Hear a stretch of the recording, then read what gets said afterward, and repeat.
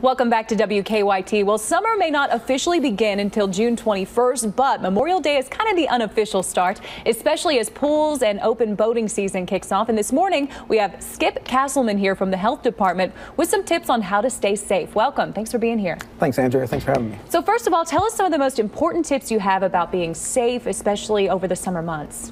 All right, everybody enjoys going to the pool, especially on a hot day, and parents, your kids are always out, want to go to the pool. The number one thing I would say is make sure parents keep an eye on your kids. Don't rely on lifeguards if there's one's present or anyone else to watch your kids. I mean, keep an eye. Don't be on your phones. Don't be reading a book. Don't get distracted. If your child gets out of sight, the first place you should check is the water. All right, and go up to the water, because the reflections on the water can hide someone being submerged, and hopefully that'll never happen. That's very true. And you mentioned a little bit about lifeguards. What should you do if you're somewhere where there is no lifeguard present? Well, number one, you don't swim alone. Never swim alone. You always have someone with you, and preferably 16 age or older. And if somebody's CPR qualified, that's even better.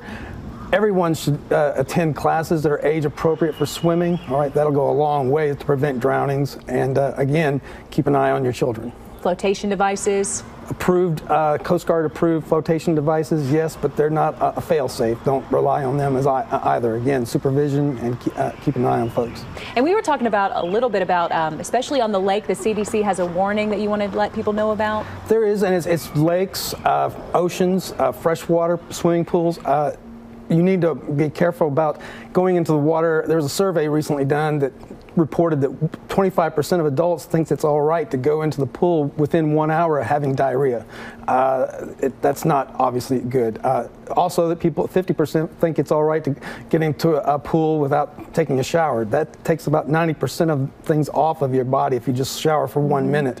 Additionally, 3 in 5 adults think it's all right to swallow swimming pool water. All right, I think if I mentioned the two aforementioned things, that would preclude you from wanting to put swimming pool water in your mouth. But kids especially, if you're at a pool, you see them put the pool water in their mouth, and cryptosporidium, it takes very little to ingest to get sick, and it's an gastrointestinal illness that will make you violently ill. I mean, with diarrhea.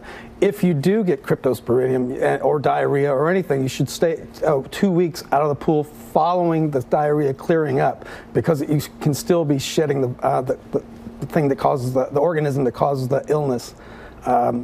And that's the big thing. It's been on the rise in a lot of pools right now. And normal chlorine levels that are supposed to be in the pool will not kill the cryptosporidium organism for 7 to 10 days. And it needs to be super chlorinated. So you should also report to your pool operator any incidents like that, so they can clear the pool and sanitize it properly, which means raising the chlorine level, which means essentially closing the pool for at least a day. Very good advice. We appreciate you being here so much. Thank you for having me.